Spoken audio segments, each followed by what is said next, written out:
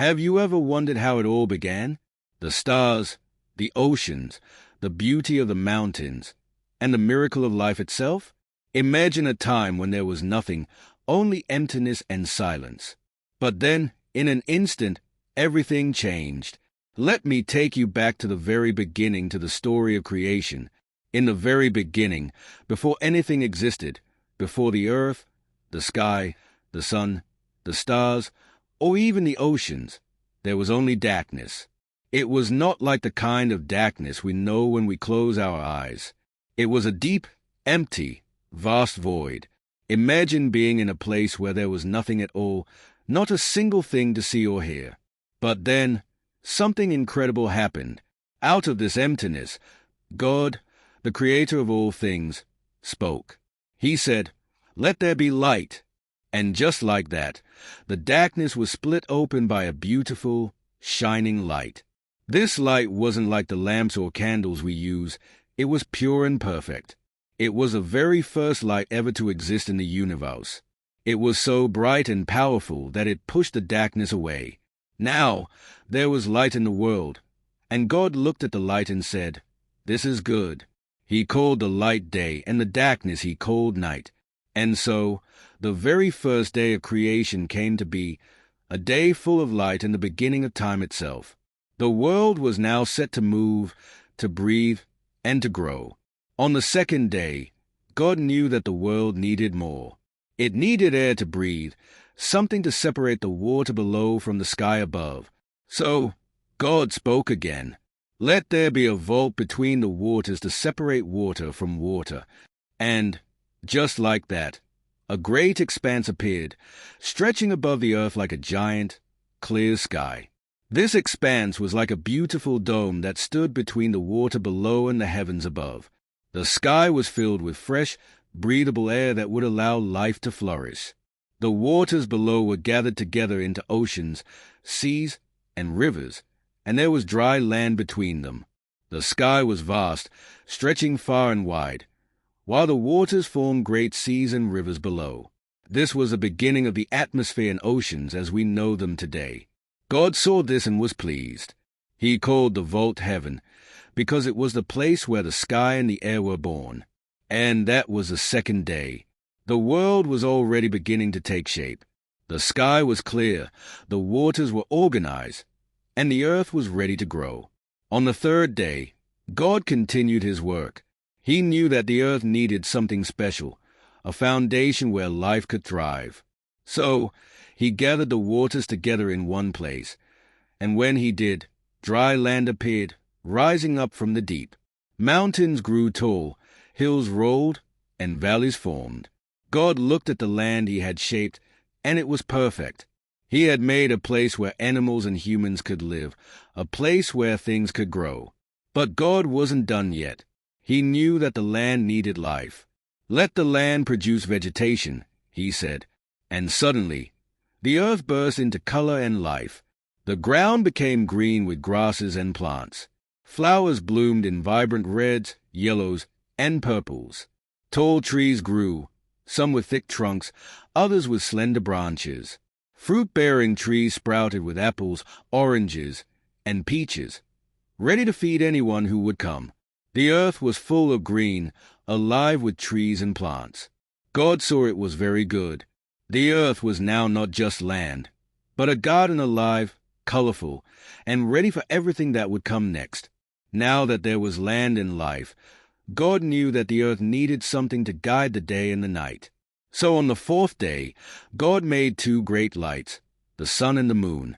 First, he created the sun, a blazing ball of light that would shine brightly during the day, giving warmth and energy to everything it touched.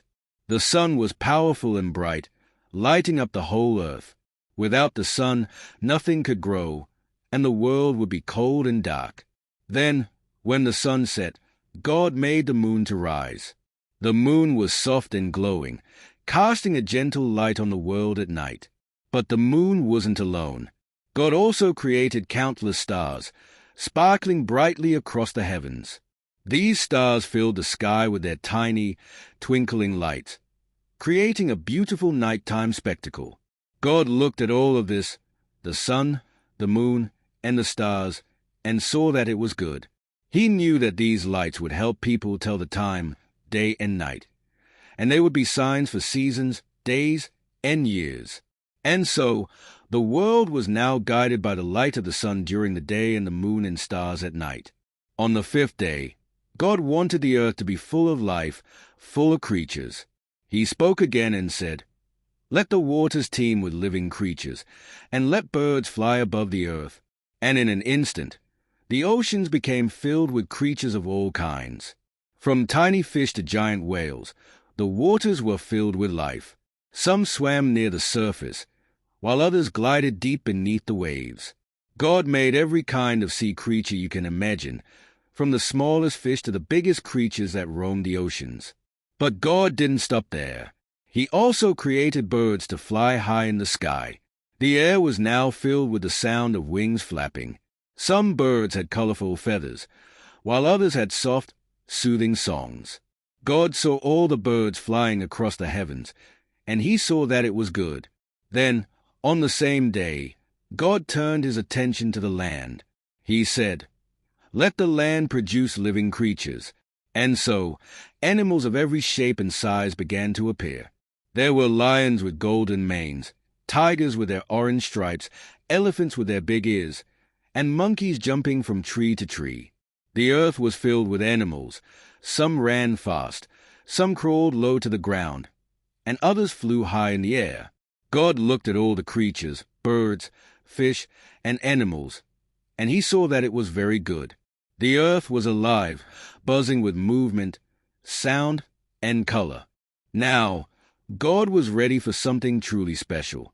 He wanted to create beings who could live on the earth, take care of it, and enjoy everything he had made.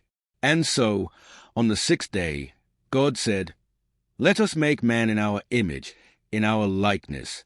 And so, God created the first man, Adam, from the dust of the earth. God breathed his own life into Adam, and suddenly, Adam opened his eyes and took his first breath. He was alive, and God was pleased. But God knew that Adam needed a companion, someone to help him care for the earth. So, God caused Adam to fall into a deep sleep. While he was sleeping, God took one of Adam's ribs and made a woman named Eve. When Adam woke up, he saw Eve standing before him, and they became the first human family. God gave Adam and Eve the responsibility of caring for the beautiful garden he had created. They were to tend to the plants, watch over the animals, and enjoy the fruits of the earth. They were free to live in peace and harmony, surrounded by everything that was good. After 6 days of incredible work, God looked at everything he had made, the sky, the sea, the land, the plants, the animals, and humans, and he was filled with joy. Everything was perfect. Everything was just as it should be. There was nothing missing, nothing broken, nothing out of place. And so, on the seventh day, God decided to rest. He didn't need rest because he was tired, but he rested to enjoy his creation. He looked at the world he had made and was filled with satisfaction. He took time to appreciate everything: the bright sun, the clear sky, the blooming flowers, the animals, and the people. God made the seventh day special. He called it the Sabbath, a day of rest, a day to pause and reflect on the goodness of the world. And that was how the world was created, perfect and complete. And so, the story of creation is a story of wonder, beauty, and care.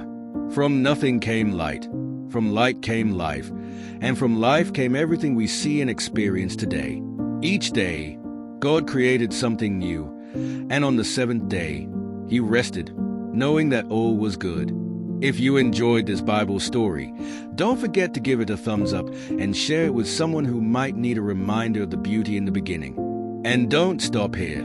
There are so many more incredible Bible stories waiting for you. Hit that subscribe button and turn on notifications so you never miss an inspiring tale from the scriptures.